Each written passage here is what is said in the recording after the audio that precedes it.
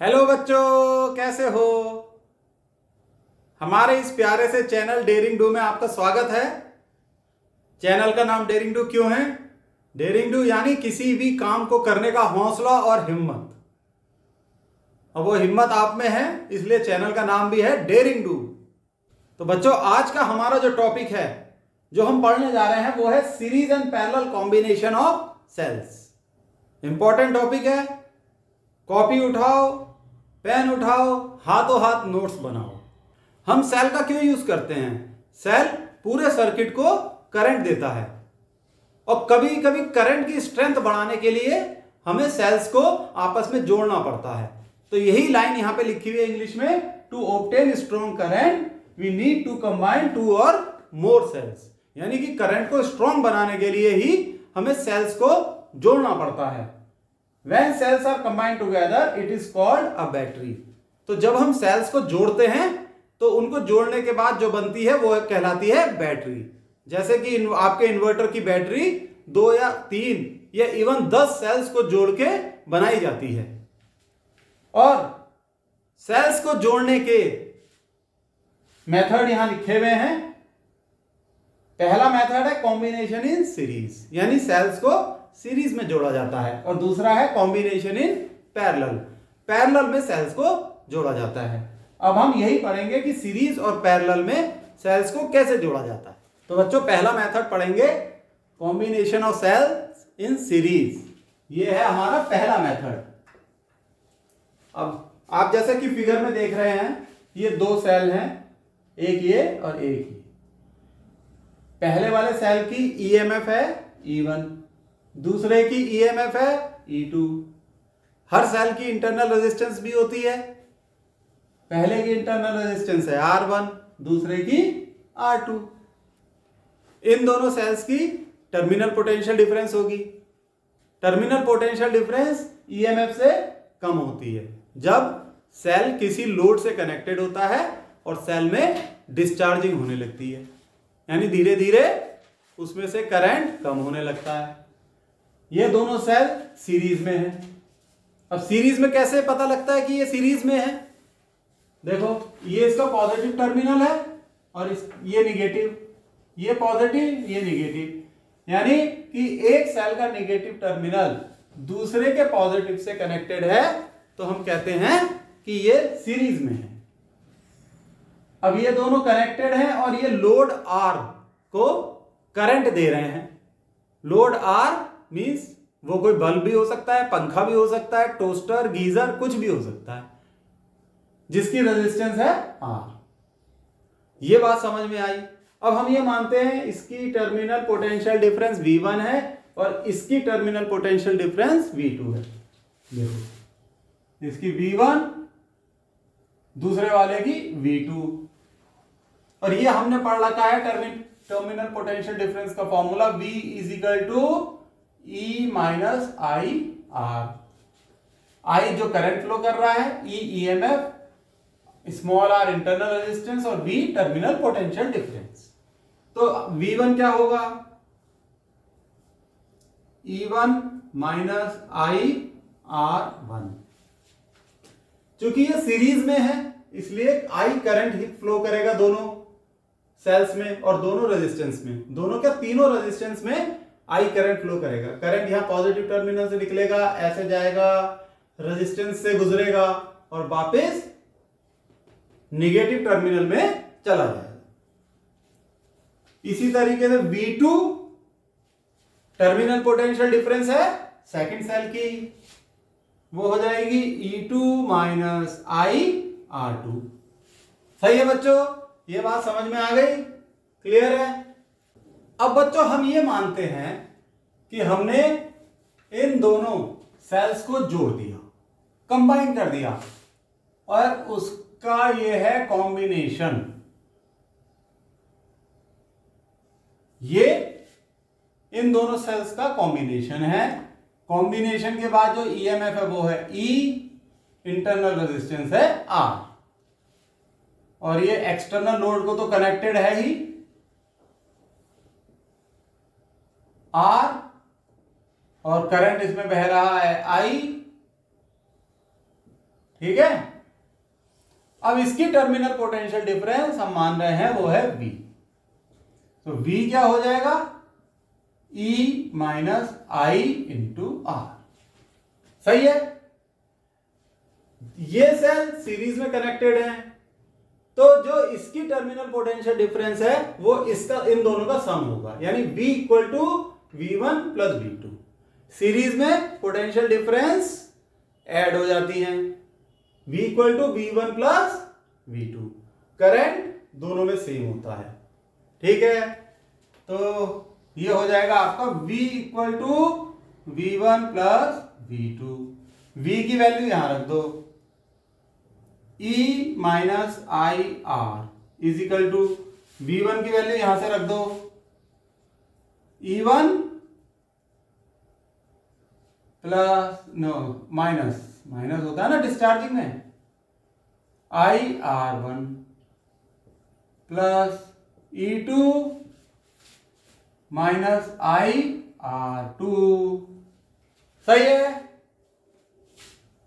थोड़ा सा रीअरेंज करते हैं, E1 और E2 एक साथ ले लो, E1 प्लस E2 माइनस आई R1 प्लस R2। ये हो गया आपका E माइनस आई आर। अब आप इसे कंपेयर करो, E को कंपेयर करोगे तो ये बनेगा E equal to E1 plus E2। Comparing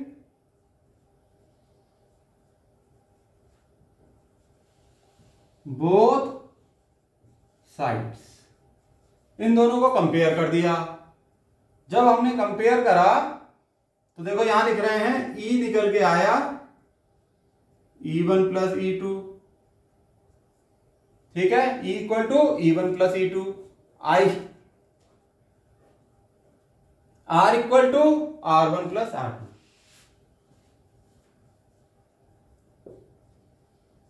देखो इससे ये बात निकल के आती है, जो कॉम्बिनेशन की ईएमएफ है वो कैसे निकलती है, ऐड करके जितने भी सेल्स हैं उनकी ईएमएफ को ऐड कर दो, E1 प्लस E2। और जो रेजिस्टेंस निकलती है सीरीज के केस में वो भी ऐड करके निकलती है, R equal to R1 plus R2। आ गई बात समझ में? तो बच्चों ये रब कर देते हैं। अब आप ये देखो, ये जो सर्किट है, कॉम्बिनेशन के बाद जो सर्किट बना है, इसकी रेजिस्टेंस कितनी होगी? ये जो R है ये इंटरनल रेजिस्टेंस और ये एक्सटर्नल रेजिस्टेंस कैपिटल R ये सीरीज में है, तो इक्विवेलेंट रेजिस्टेंस कितनी होगी? R equivalent, R plus small r। सही है। और स्मॉल r क्या निकला? R1 प्लस R2 रहेगा, R plus R1 plus R2। बिल्कुल सही। This is equivalent resistance. इसमें करंट I कितना होगा ये हमें निकालना है, तो I हो जाएगा इस सर्किट की EMF upon resistance, equivalent resistance. EMF है E1 प्लस E2,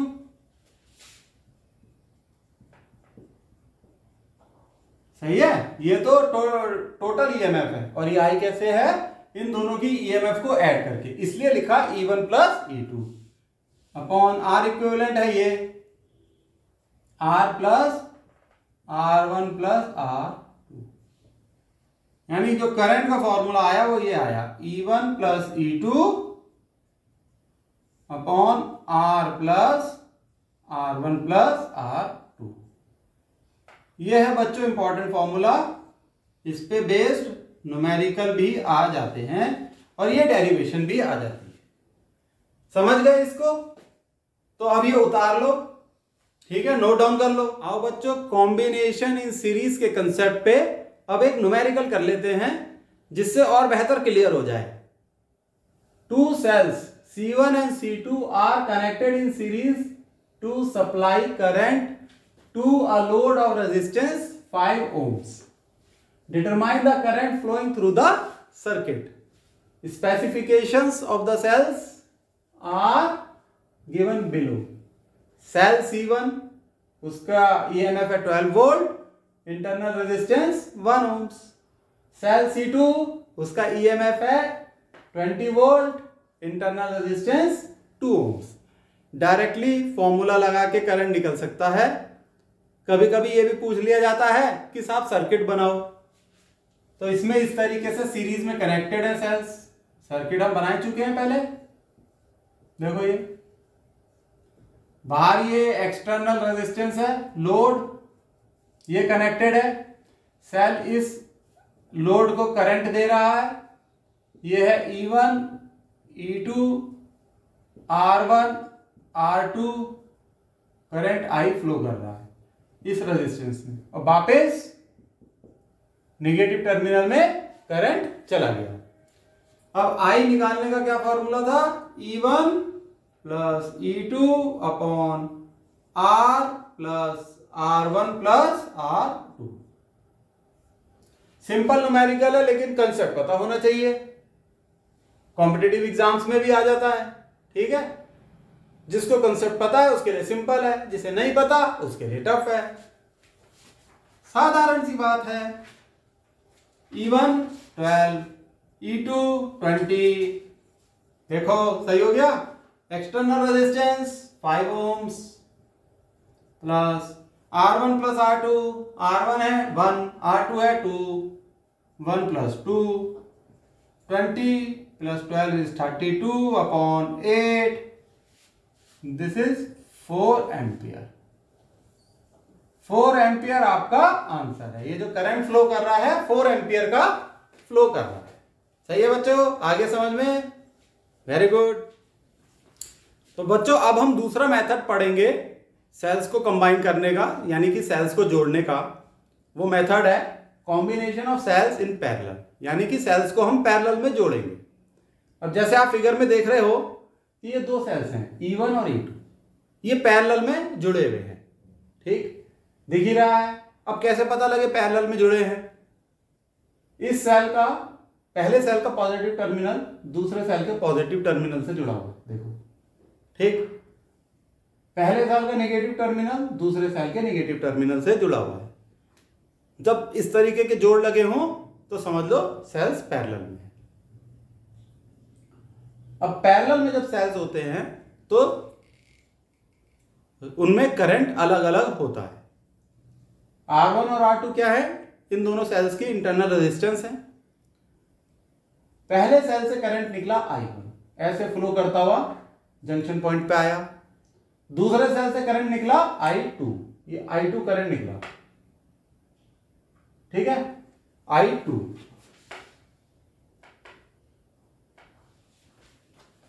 ये ऐसे निकला और इस जंक्शन पॉइंट पे आया। जंक्शन पॉइंट पे ये दोनों करंट मीट करेंगे और ऐड हो जाएंगे, जुड़ जाएंगे। तो I हो जाएगा I1 plus I2, I1 plus I2। सही हो गया बच्चों? अब ये I करंट सर्किट में फ्लो करेगा। सर्किट पे एक रेजिस्टेंस लगी होगी, उस रेजिस्टेंस के लिए ही ये सर्किट में फ्लो करेगा। वो रेजिस्टेंस क्या हो सकती है? कोई पंखा हो सकता है, कोई बल्ब, गीजर, कुछ भी हो सकता है। क्यों बच्चों? कुछ भी हो सकता है। वो तो आपका मोबाइल फोन भी हो सकता है। तो ऐसे फ्लो करता हुआ ये इस सर्किट में वापिस चला जाएगा I current. I equal to I1 plus I2। इसमें से I1 अपना रास्ता, पुराना रास्ता फॉलो करेगा और E1 में चला जाएगा। I2 अपने रास्ते जाएगा और E2 में चला जाएगा। फिर ऐसी करंट फ्लो करता चला जाएगा। I2 इससे बाहर निकलेगा, I1 इससे, यहां पर ऐड होंगे, फिर फ्लो करेगा। तो ये करंट का फ्लो बना रहेगा। ठीक है, जब तक कि सेल में जाम है। तो पैरेलल कनेक्शन में अलग अलग करंट फ्लो कर रहा है, जो कि यहां मीट कर रहा है I1 प्लस I2। इसी बात को हम पकड़ के चलेंगे और डेरिवेशन करेंगे। अब इक्विवेलेंट सर्किट क्या होगा इसका? ये होगा, ये देखो, ये इक्विवेलेंट सर्किट होगा। इक्विवेलेंट सेल है E, जो ये कंबाइंड सेल बना E1 और E2 को जोड़ के, उसकी EMF है E, इंटरनल रेजिस्टेंस है R। ठीक, I करंट ये हो गया और ये भी I हो गया। ये इक्विवेलेंट सर्किट इसका बना। अब आप ये देखो, इसके अक्रॉस जो पोटेंशियल डिफरेंस है वो होगी V। मान लो वो V है, तो दोनों पैरेलल में है तो इसके अक्रॉस भी पोटेंशियल डिफरेंस होगी V।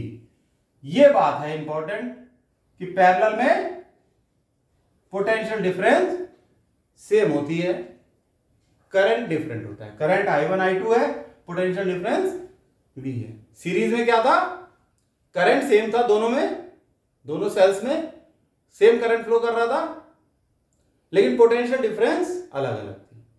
ठीक, अब हम देखो लेते हैं I equal to I1 plus I2। ये हमने यहां लिखा। पहले देखो ये पोटेंशियल डिफरेंस इसके अक्रॉस जो V है, हमें पता है इसका फॉर्मूला क्या होता है, E माइनस आई आर। ये होता है E माइनस आई आर। सही है बच्चों? चलो, तो पहले सेल को देखें तो पोटेंशियल डिफरेंस V होगी E1 माइनस I1 R1। सही है। दूसरे सेल को देखें तो V होगा E2 माइनस I2 R2। बिल्कुल सही। अब यहां से I1 निकाल लो। I1 equal to E1 minus V upon R1। देखो सही है। और यहां से I2 निकाल लो। I2 equal to E2 minus V upon R2। यह है I1 और I2 की वैल्यू बच्चों यहां रख दो इस इक्वेशन में, तो हो जाएगा I equal to E1 minus V upon R1 plus E2 minus V upon R2। सही हो गया? बिल्कुल सही। तो I हो जाएगा, E1 और E2 एक तरफ ले लो, E1 upon R1 plus E2 upon R2 minus, अब हम V कॉमन ले लें, 1 upon R1 plus 1 upon R2। देखो बच्चे ये हो जाएगा। इसे नोट भी करते रहो, हाथों हाथ नोट डाउन करते रहो आप। अब इसे हम फर्दर सॉल्व करते हैं। यहां आ गए I इक्वल टू, देखो cross multiplication, E1 R1 plus नहीं E1 R2 plus E2 R1 upon R1 R2 minus V R1 plus R2 upon R1 R2। देखो सही हो गया ये। बच्चे से फर्दर सॉल्व करो। R1 और R2 यहां मल्टीप्लाई हो जाएगा I से, तो ये होगा I R1 R2 is equal to E1 R2 plus E2 R1 minus V R1 plus R2। सही हो गया ये। चलो ऊपर का रब कर देते हैं हम। ठीक, अभी सर्किट तो बना रहेगा, सर्किट की हमें जरूरत है। ये रब कर देते हैं। बैक में जाके नोट कर लेना। ठीक, ये डेरिवेशन जो मैं करा रहा हूं बहुत इंपॉर्टेंट है। ये हो गया। अब ये देखो, अब ऐसा करो, I वाला पोर्शन इधर ले जाओ, V वाला इधर ले आओ, तो ये हो जाएगा V R1 plus R2 equal to E1 R1 plus E2 R2 E1 R2 plus E2 R1। ठीक है, माइनस I R1 R2। देखो बच्चों ये भी सही हो गया। अब R1 प्लस R2 को यहां नीचे ले आओ राइट हैंड साइड में, तो V equal to E1 R2 plus E2R1 upon R1 plus R2 minus I times R1 R2 upon R1 plus R2। अब ये सब हमने क्यों मैथमेटिक्स लगाई? क्योंकि हमने इस इक्वेशन को कन्वर्ट कर लिया V is equal to E minus I R की फॉर्म में। हमें फाइनली निकालना है इक्विवेलेंट ईएमएफ और इक्विवेलेंट रेजिस्टेंस सर्किट की। अब इनसे हम कंपेयर करेंगे, इस इक्वेशन को इस इक्वेशन से कंपेयर करें तो देखो हमारे पास दोनों की वैल्यू आ जाएगी, दोनों की वैल्यू आ जाएगी बच्चों। ये नोट डाउन करते रहना। E हो जाएगा E1 R2 plus E2 R1 upon R1 plus R2। तो ये तो इक्विवेलेंट ईएमएफ का फॉर्मूला आ गया, ये E निकालने के लिए कंबाइंड ईएमएफ निकालने का फॉर्मूला। और कंबाइंड रेजिस्टेंस क्या होगा?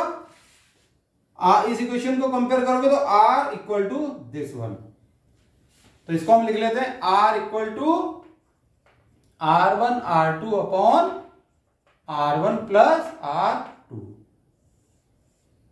ये आपके लिए आपकी निकल आई इक्विवेलेंट रेजिस्टेंस।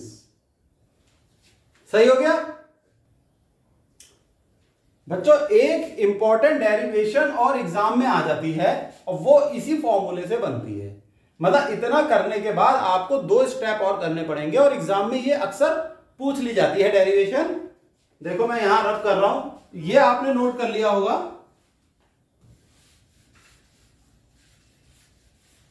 देखो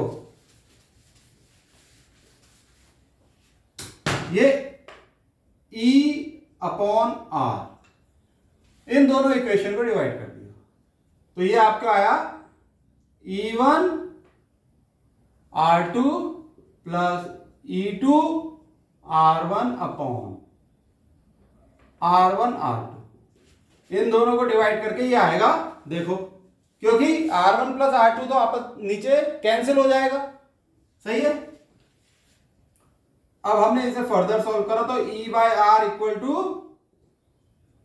E1 upon R1 plus E2 upon R2।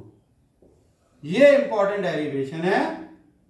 और अगर n सेल्स हैं, अभी यहां तो 2 सेल्स ही दिखाए गए हैं, if there are n number of cells, लिखो if there are n number of cells, तो ये फॉर्मूला ऐसे हो जाता है E by R equal to E1 by R1 plus E2 by R2 plus E3 by R3 plus E4 by R4 plus dot dot dot dot En by Rn। En क्या है? nth cell का EMF. Rn क्या है? nth cell की internal resistance. ये आपके exam में कई बार पूछ ली जाती है कि भैया ये चीज ड्राइव करो when n cells are connected in parallel. है ना सिंपल? तो इसको नोट डाउन कर लो, समझ आप गए, बहुत अच्छी बात है। लगता है बच्चों ये फॉर्मूला आप सही से देख नहीं पाए, मैं थोड़ा सा एंगल ठीक करता हूं। सही है, देखो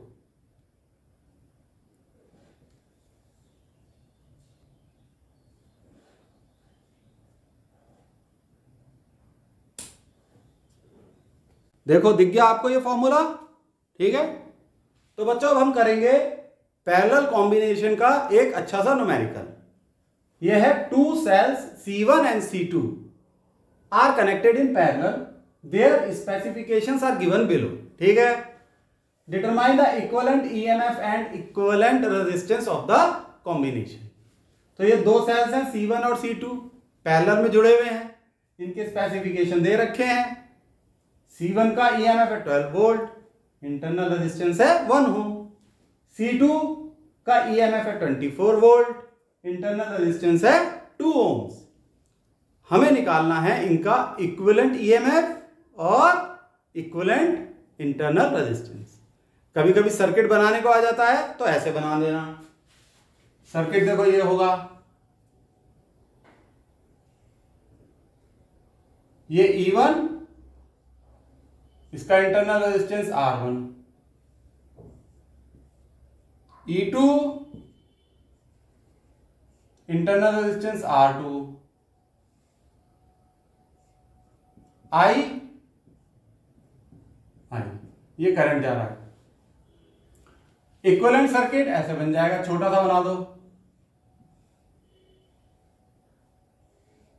ये इंटरनल रेजिस्टेंस भी बनाओ, ये है E equivalent EMF, R equivalent resistance, I current. तो हमें E और R निकालने के लिए कहा गया है, तो हम निकालेंगे पहले इक्विवेलेंट ईएमएफ, जिसको हमने डिनोट किया E से। E होगा E1 R1 plus E2 R2 upon R1 plus R2, ये होगा आपका 12 इंटू E1 की वैल्यू है 12, R1 की वैल्यू है 1 प्लस 24 इंटू 2 अपॉन 2 प्लस 1, ये हो जाएगा 12 plus 48 60 upon 3, this is equal to 20 volt. ये हो जाएगा इक्विवेलेंट ईएमएफ 20 वोल्ट। सही है बच्चों? देखो बीच में लाई कर रहा है 24 और 12 के। अब हम निकालेंगे इक्विवेलेंट रेजिस्टेंस।